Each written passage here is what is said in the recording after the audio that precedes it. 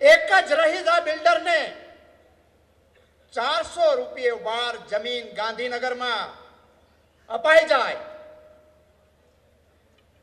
1 લાખ કરતા વધારે ચોરસ મીટર જમીન આખા ગાંધીનગરની ઝૂંપડપટ્ટી વસાવી શકાય એટલી જમીન, પણ ગાંધીનગરનો મધ્યમ વર્ગનો યુવાન ગરીબ ઝૂંપડપટ્ટીમાં રહેનારો માણસ એમ કે મને 4000 રૂપિયા મીટર આપો, તો કે તમને ન મળે, બીપીએલ વાળાને મળે.रहेજા ને ટાટા ને નીરા રાડિયા બીપીએલ માં આવે છે? મારે એમને પૂછવું છે. સાણંદની અંદર ડાર્ક ઝોનમાં આવે, ટાટા ને 220 કેવી એનું કનેક્શન મળે, બોર કરવાની પરવાનગી મળે, પણ સાણંદનો ખેડૂત ડાર્ક ઝોનમાં આવે, ડાર્ક ઝોન ટાટાને ન નડે, મને ને તમને બધાને મળે.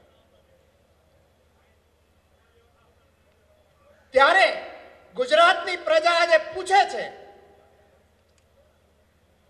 કે અન્યાયની પરાકાષ્ઠા ક્યાં સુધી ચલાવવી છે. 11 લાખ બેકારો, આપણા બાળકોને ભણવા જવું છે પણ ડોનેશનો મગાય છે, પણ પૈસાવાળા માટે 25% બેઠકો અનામત. એ પૈસાવાળા લોકો બીપીએલમાં આવે છે અને આપણે એમ કે અમે ગરીબ માણસો છે તો કે તમારા માટે જગ્યા નથી. કોંગ્રેસના શાસનમાં કદાચ આ વિચાર કર્યો આ પ્રકારે તો કોઈ ખેડૂતો જમીનનો માલિક ન બન્યો હોત,